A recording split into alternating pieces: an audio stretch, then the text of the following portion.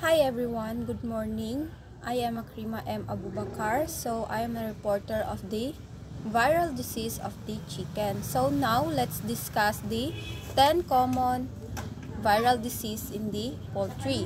So there are 10 types of common disease. So now let's begin. 10 common and significant poultry disease caused by virus including Marek's disease, lymphoids, leukosis, avian influenza, infectious bronchitis, Newcastle disease, infectious bursal disease, infectious laryngotritis, fowlpox, avian encephalomyelitis, and viral arthritis. So, yung mga binanggit ko kanina is yan sila yung mga types of viral disease or the mga disease na maaring magkaroon ng sakit ang ating alagang chicken. So these diseases can affect the bird respiratory, nervous, and digestive system, leading to a wide range of symptoms from mild respiratory signs to high mortality.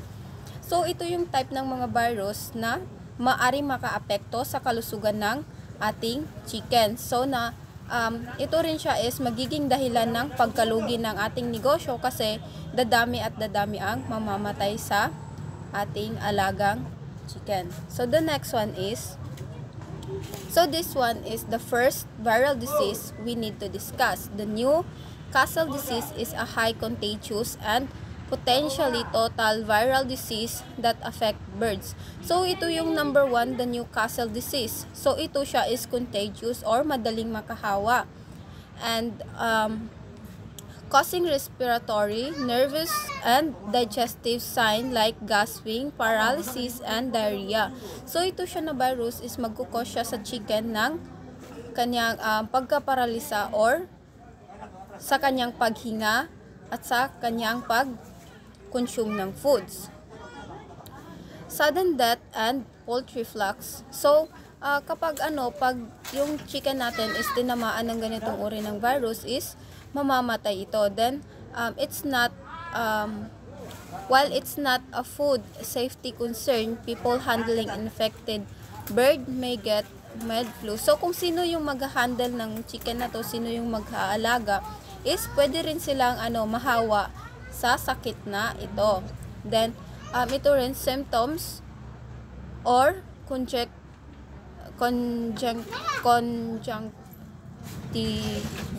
pink eye. So ito siya yung sakit na pwedeng mahawa yung isang nag-aalaga ng chicken kapag na-infect siya.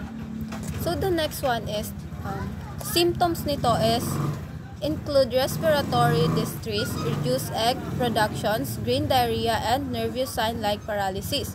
So dito is yung chicken na aalagaan natin is magiging stress, then yung pagpo-produce niya ng itlog is abort.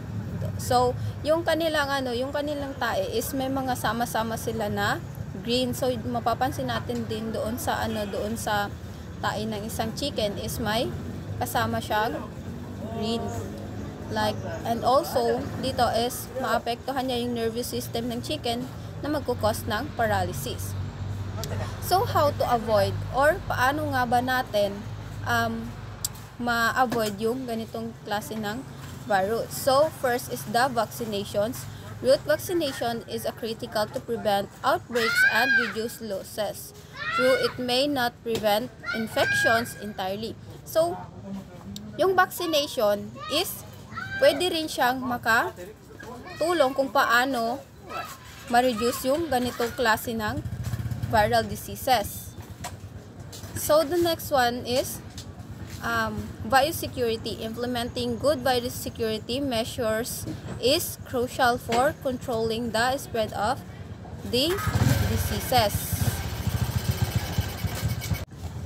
So halimbawa ng biosecurity is halimbawa dun sa inaalagaan natin na poultry or chicken is kapag meron tayong idadagdag, kailangan muna is ma-separate siya ng kulungan. And also, kailangan yung bilang lang ng chicken na nandoon sa kulungan na yun is limit lang. Halimbawa, 12 lang piraso ng chicken.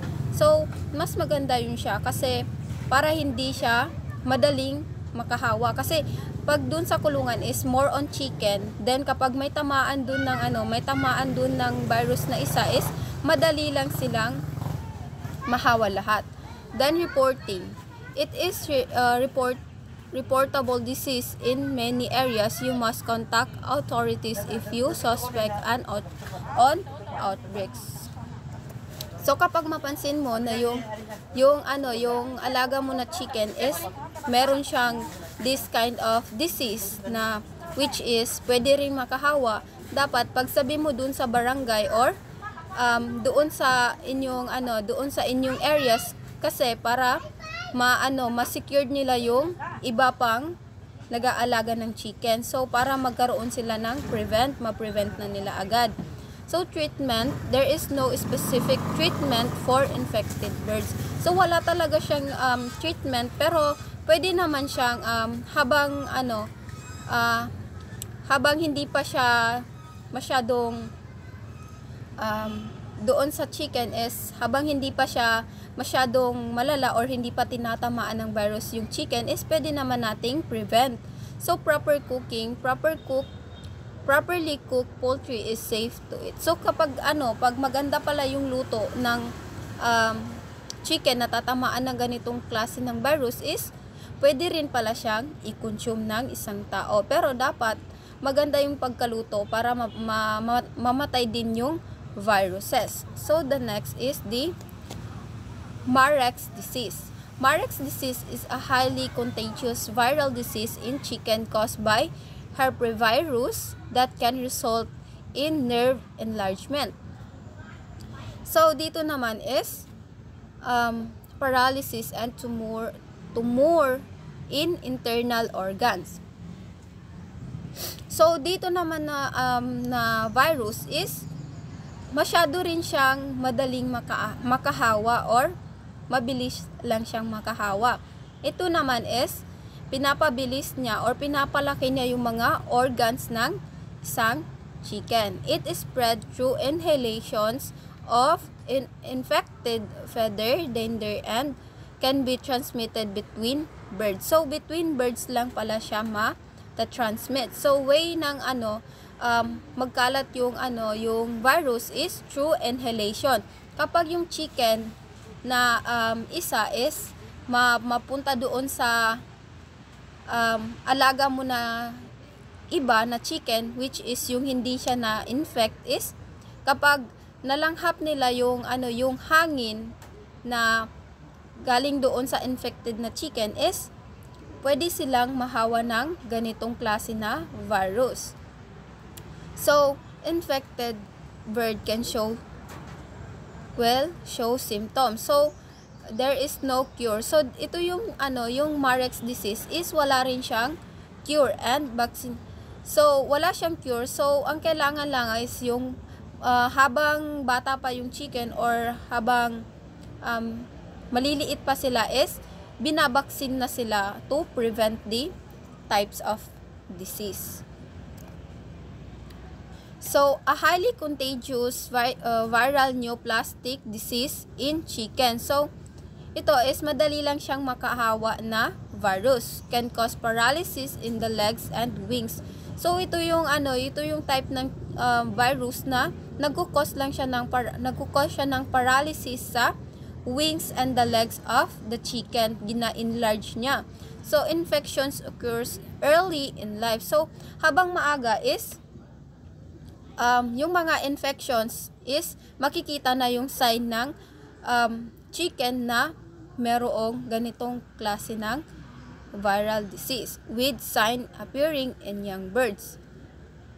So prevention and control. Vaccination. The most effective way to prevent Marek's disease is to vaccinate all birds in 1 day of age. So sinabi dito na 1 day of age, which means kakapisa lang niya is ibabaksin na siya to prevent the types of disease. The virus security. Strict biosecurity measure can help prevent the introduction and spread in the virus. So, sinabi rin dito yung biosecurity. So, para hindi madaling magkahawaan yung mga alaga nating chicken. So, dapat limit lang yung nandoon sa kulungan ng chicken na chicken. So, halimbawa nun is, hindi masyado sila dapat marami para hindi sila magsikipan. Kasi isa rin yan na pwedeng mas mabilisang mag-transport yung virus. So, environmental management. Since the virus can persist in the environment for a long time, good hygiene practice are essential. So, dito is, tinukoy rin dito is to prevent the transporting of the pest is belong din dito yung environmental management. So, kailangan din talaga ng paglilinis doon sa kapaligiran ng kulungan ng chicken and also doon mismo sa loob ng kulungan ng chicken. Yung mga gamit, yung mga kanilang hinihigaan, yung kanilang mga kinakain, dapat malinis. So, the next is the lymphoid leukocysts. Lymphoid leukocysts is a viral disease in chickens that cause tumors primarily in the lymphoid system, leading to symptoms like weakness, weight loss, and diarrhea, and reduced egg production. So, dito is kasali rin dito yung pagkalaglag ng kanilang eggs or abortion. Dito naman sa lymphoid leukocysts is ang mga symptoms na mapapansin natin sa manok na may lymphoid leukocysts is nanghihina, weight loss, yung kakulangan ng timbang and pagtatain nila. And dito is yung mga productions of eggs is na-reduce din. So, ito na virus is retrovirus that cause tumors in chicken. So, bibigay siya ng tumor. Kita natin dito sa pictures, yung mga part of chicken is lumalaki and also meron ding mga parts na nagkakaroon talaga ng diferensya. Unlike Marex, it does not cause nervous sign. So, dito is hindi siya kagaya nung Marex kasi yung Marex kasi inaatake niya pati yung nervous system ng chicken. So, doon is magkakaroon ng paralysis. Dito is hindi naman siya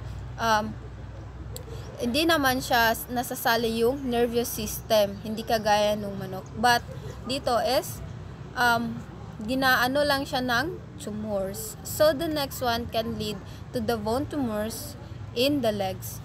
So, yon, causing them to become thickened and bowed. So, hindi siya napaparalysis pero hindi makakatayo yung chicken kasi liliit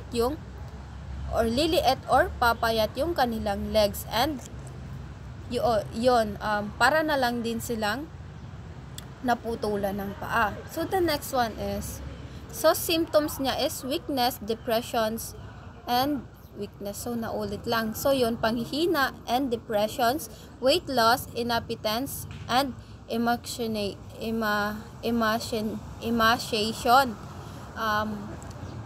diarrhea, and dehydrations. So, yun, reduced egg productions, enlarged liver or bursa of Fabricus lymphoid organs. So, ayan, pinapalaki niya yung liver, yung bursa, and yung fabric. In some cases, the bird may appear asymptomatic until near death. So, dito is, yung iba daw pala is, yung bird is, makikita na talaga yung pagkakaroon nila ng tumor hanggang sa kanilang pagkamatay or malapit na silang mamatay is doon pa makikita yung this type of virus. Cause and transmission caused by the avian locust virus ALV, which is part of the larger avian locusts. So, meron pa palang mas malaking virus na tinatawag din na leukocyst complex. Infection can occur early in life, but the disease is usually not apparent until birds are sexual matured over 16 weeks. So, hindi siya pala, yung ganitong klase ng virus is hindi siya agad-agad na ma-discover. Within 16 weeks pa siya bago siya ma-discover. So, habang maaga pa or yung chicken is bata pa or yung immature pa siya is meron na makikita na yung infections or meron na siyang type of viruses. Pero yung mga yung mga sintomas niya is makikita na lang kapag naging matured na siya, which is over 16 weeks. The virus can be transmitted from the infected hen to her offspring through the eggs. So, pwede rin palang ma-transmit yung virus kapag yung nanay ng isang chicken is already infected, then matatransfer niya dun sa kanyang eggs. So, the next one is the avian influenza. Avian influenza or bird flu is a viral infection primarily affecting birds that can sometimes spread to human and others animals through direct contact which infected the birds or contaminated environment. So ito siya is more like viruses na madali lang siyang makahawa. Ito siya na viruses is primarily affecting the birds. So, yung birds lang talaga yung maaapektuhan niya that can sometimes spread to the human and animals through the contact. So, kapag yung chicken pala is, ang kadalasan na may sakit ng avian influenza is yung mga chicken. So, but, pwede siyang ma-transmit or ma-spread through human or other animals. So, kapag yung other animals is meron silang viral diseases or this type of virus is pwedeng makahawa din sa ating alagang manok through contaminated environment. Pwede rin sa tao. Yun. Pwedeng maka-affect siya sa tao through infected birds or contaminated environment. So, kapag yung environment nila is pinanggalingan na rin ng sakit na ganito or virus na ganito, is possible din na yung chicken natin is pwedeng mahawa. So, the next one, how it spread to bird. Avian influenza virus are highly contagious among the bird, including wild birds, domestic poultry, and the pet bird. So, dito is, a virus are highly contagious. Madali lang siyang makahawa sa bird, including the wild bird. So, kapag yung wild bird is mapunta doon sa inaalagaan natin, so pwede rin sila magdala ng virus na yon. Domestic poultry, yung mga inaalagaan na chickens, yung pet, yung ginagawang pet, or yung mga alaga natin na malapit sa atin, pwede silang makahawa to human. Human infections are rare and usual occur through direct contact with infected birds or their contaminated environment such as farmers or markets.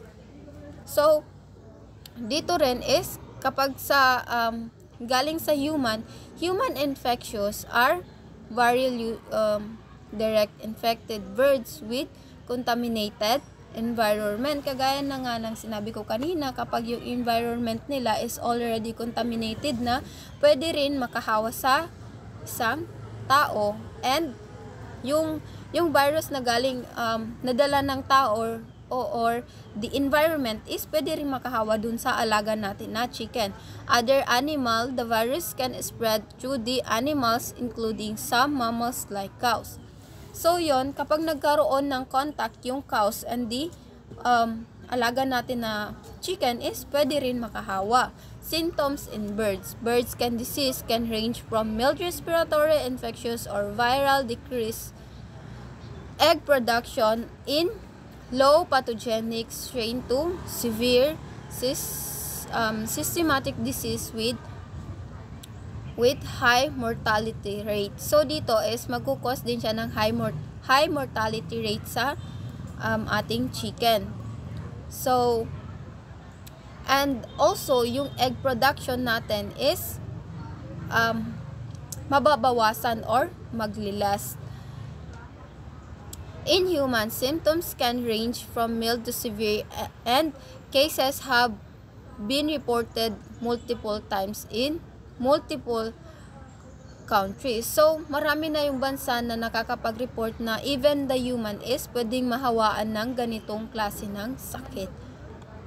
So, prevention: avoid contact, stay away from sick or dead animals, especially bird. Practice good hygiene.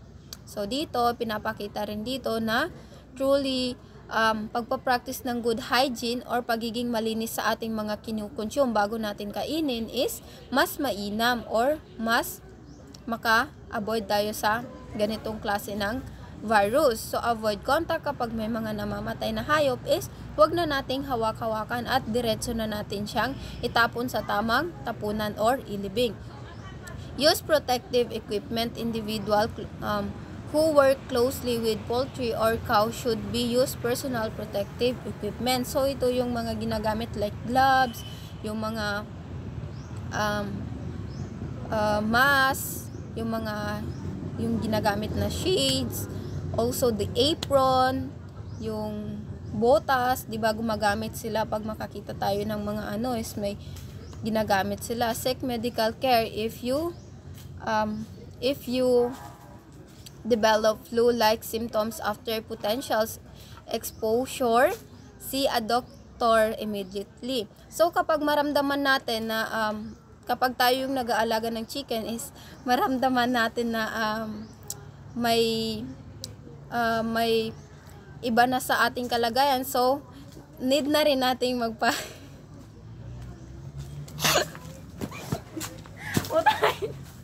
Norhan!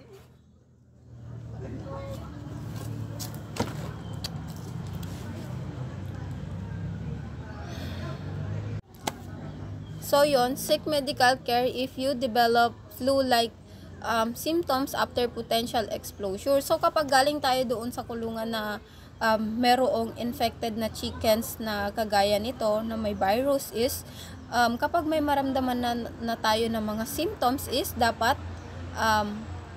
magpa-check up na tayo agad para hindi na lumala. So, the next one is infectious bursal disease. Infectious bursal disease, IVD, also known as Gumboro disease, is highly contagious. So, highly contagious pa rin siya, same lang din sa mga naunang virus. But viral disease in chickens that causes severe immunosuppressions by damaging the bursa of the fabricius. Character of the infectious bursa chickens is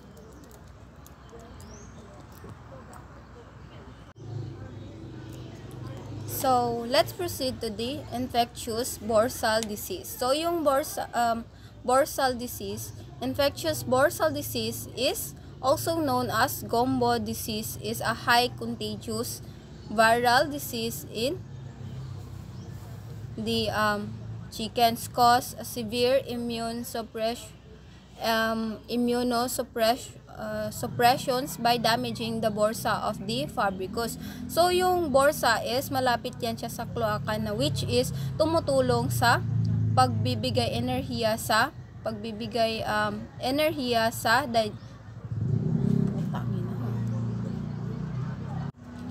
So, let's proceed to the number 5, the infectious bursal disease. Infectious bursal disease, IVD, also known as Gumboro disease, is a highly contagious. So, madali lang din siyang makahawa. Viral disease in chickens that causes severe immunosuppression by damaging the bursa of the Fabricus. So, ang bursa of the Fabricus is isang organs na malapit sa kloaka. Ito naman siya is responsable sa pag-develop ng immune system ng isang chicken. So, the character of the infectious bursal disease is caused an infectious bursal disease viral, which is highly contagious virus. So, madali siyang makahawa. Infected animals, primarily young chickens. So, yung mga infected chicken is belong na dito yung especially yung mga young chickens. True, the other fowl like turkeys and ducks can be affected subclinically. So, nakakahawa rin ito siya sa other species of the poultry. So, the next one is the clinical sign, depressions and listlessness. Dito is nadidepress din yung mga chicken na tatamaan ng ganitong klase ng viral diseases. The watery diarrhea often which fecals staining around the vent. So, makikita rin dito na yung mga chicken is nagtatai sila or more on water yung tinatain nila. Then, makikita rin doon sa vent nila or sa gilid ng kanilang vent is madudumi. And ruffled feather. Dito naman is yung mga feeder or balahibo nila is magaspang and patayo, dehydrations. So, kapag nagtatai kasi sila, more on water. So, pwede rin na mag-dehydrate sila. High mortality in severe cases. So, dito is maraming mamamatay sa alaga natin na chicken. Management and preventions. Number 1 is the vaccinations. The most effective control method is a vaccinations. A proper vaccinations program is a crucial providing protection.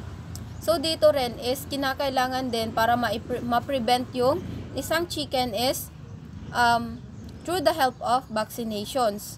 So, the number 2 is the biosecurity. Implementing strict hygiene and sanitation practices is essential for the disease control.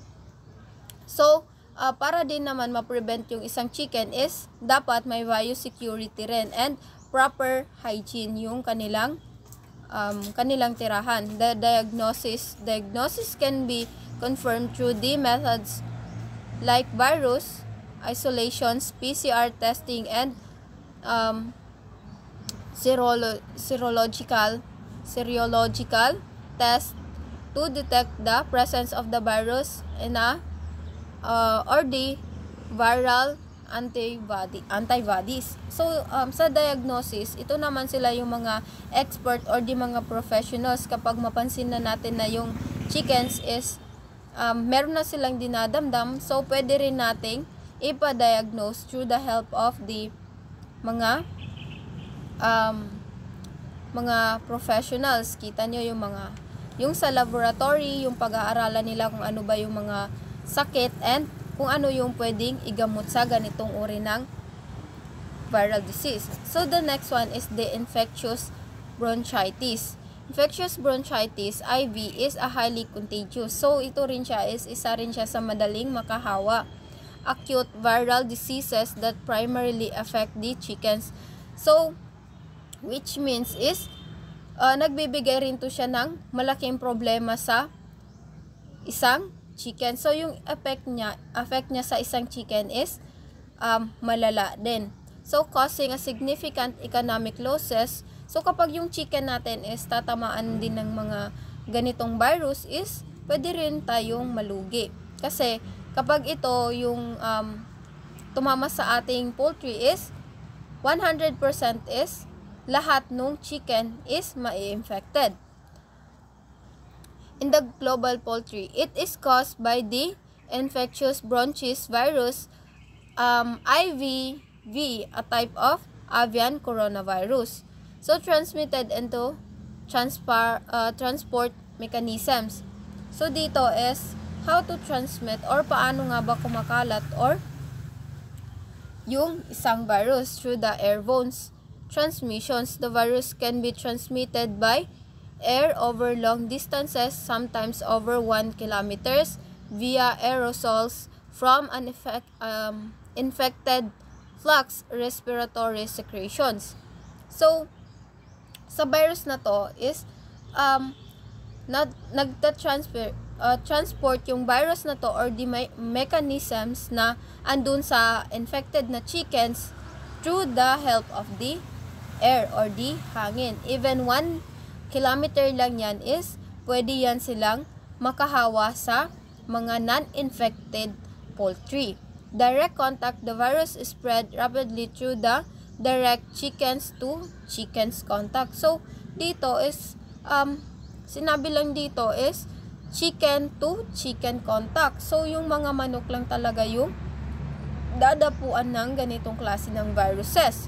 So, madali lang siyang kumalat kapag direct contact yung mangyayari. Halimbawa ng direct contact is yung dugo nila. And also, kapag yung pag-mating nila is pwede rin maging sanhi ng pag-spread ng viruses. Also, the contaminated materials. So, which is yung kainan ng manok na infected and yung pinapakainan mo ng manok na non-infected. So, the next is the fecal sheddings. Infected chickens shed the virus in their feces for a week or even a month after apparently recovery. So, dito is matatain nila yung mga virus na nandun sa kanilang katawan over a month. So, makaka-recover lang sila over a month, contributing to the long-term persistence and spread within and between farms. So, mechanical indirect spread. The virus can be transported between farms through contaminated inanimate object include poultry equipment, for example, the egg packing materials, manure used as fertilizer, contaminated feeds or water, clothing and footwear of the visitor or workers. So, sa mechanical indirect spread is magta-transport yung mga virus through the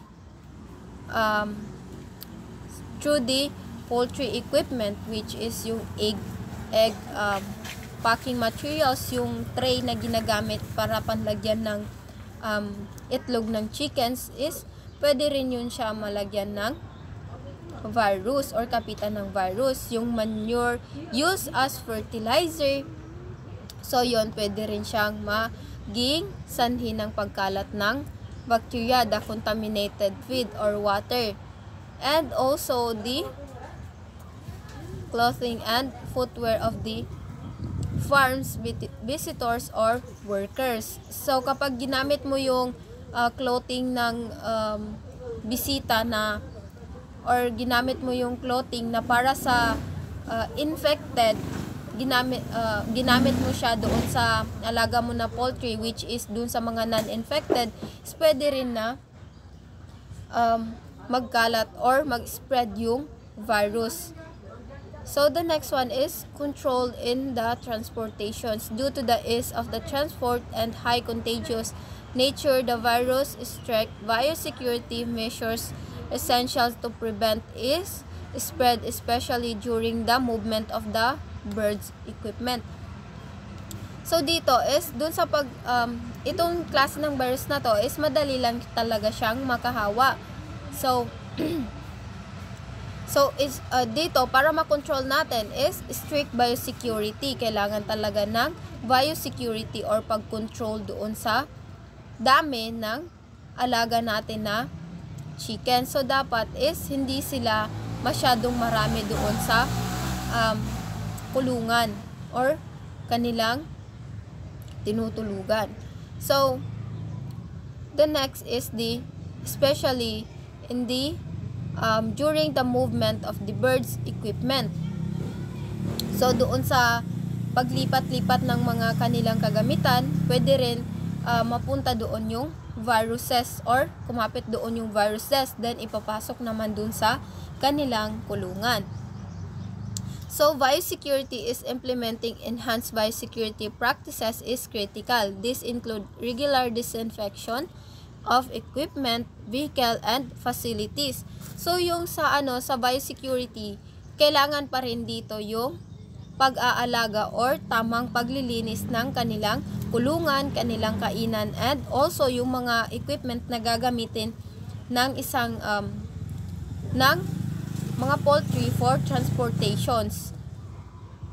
So, movement control, limiting non-essential movement of personal and equipment between farms. So, kapag hindi naman kasi kailangan yung yung pagpunta-punta doon sa farm or doon sa alaga natin na chicken, is dapat yung mga non-advisable din na pumunta doon is hindi sila papuntahin para hindi na kumalat yung viruses, kasi minsan nadadala rin yan ng tao eh.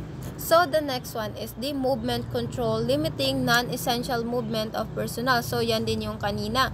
So cleaning and disinfections through cleaning and disinfections of items or vehicle that have been in contact with infected birds or contaminated environment. So yun nga yung sabi ko kanina, yung mga ginagamit sa transportations kagaya ng vehicles or yung mga motor na sinasakyan sa mga infected na chicken is dapat malinisan, kasi pwede rin na mas malaking chance na makahawa ng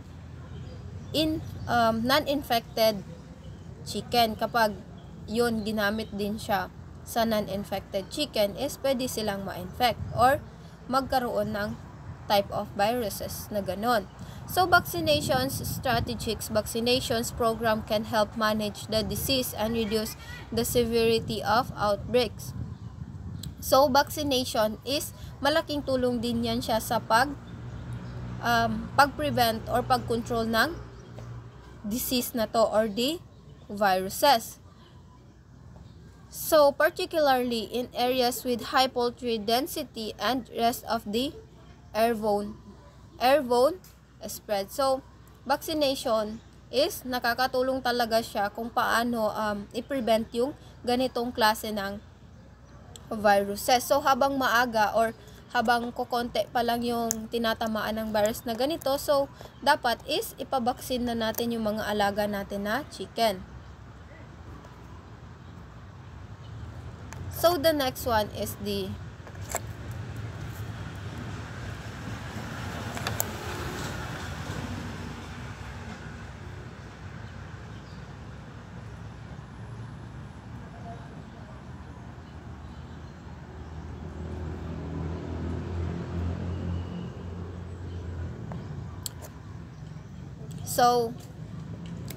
So guys, hanggang doon lang yung report ko. So, I have learned that the different. So guys, hanggang doon lang yung report ko. So I have learned that in the chicken farming or poultry farming is meron talagang different viruses pala. So which is lahat nung ikakamatay ng chicken is may mga reasons or different viruses na tumatama sa kanilang digestive system, kanilang mga nervous system na which is maaring hantong sa kanilang kamatayan. So, the spread of the virus is hindi lang pala siya sa through the air, also the contaminated equipment din na ginagamit natin. So, may mga types of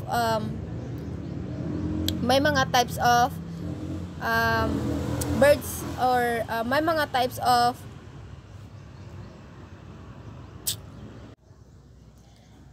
So, at the end of my topic is I have learned that there are different types of the viruses na maaaring makaapekto sa pagpo-poultry farmings, and also maaari din na magkaroon ng epekto sa ating pag-aalaga or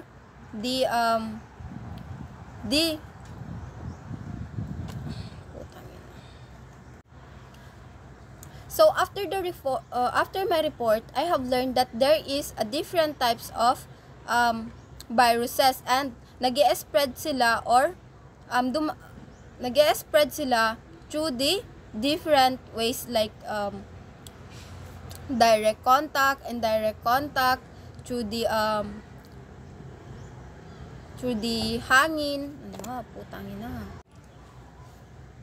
So as a reporter, at the end of my topic, I have learned that there are different viruses na pwedeng makaapekto sa kalusugan ng ating alagang poultry. So ito siya is maaaring makahantong sa kamatayan or economic loss ng ating pag-aalaga. So maaari din tayong malugi kapag marami yung maapektuhan ng ganitong virus. So which is, habang maaga pa na hindi naman ganun karami yung tinatamaan or dinadapuan ng sakit sa ating pag-aalaga or sa ating poultry farming, is habang maaga pa is i-prevent na lang natin to sa pamamagitan ng biosecurity, the vaccinations, and the proper hygienes or maayos na paglilinis sa ating kulungan. Also, yung pag-transport ng different virus is may kanya-kanya ring way. Yung iba dahil sa direct contact, yung sa iba naman is indirect contact, and yung iba is through the air. So, malanghap lang nila is magkakaroon na sila ng viruses, and also the contaminated food. Kapag na-consume nila yung foods na contaminated, pwede rin sila magkaroon ng sakit doon. And isa pa yung contaminated equipment na gagamitin natin para sa pag-transport ng chickens, like vehicle, is pwede rin palang makaapekto sa kanilang kalusugan or pwede rin sila makakuha ng sakit and viruses. Also, there are different na kung paano i-prevent yung mga ganitong sakit, kagaya nga ng sabi ko kanina, through the vaccinations and biosecurity. So habang maaga pa is pwede na rin tayong magpatulong sa mga professional na healthcare ng poultry or chicken. So that is my report.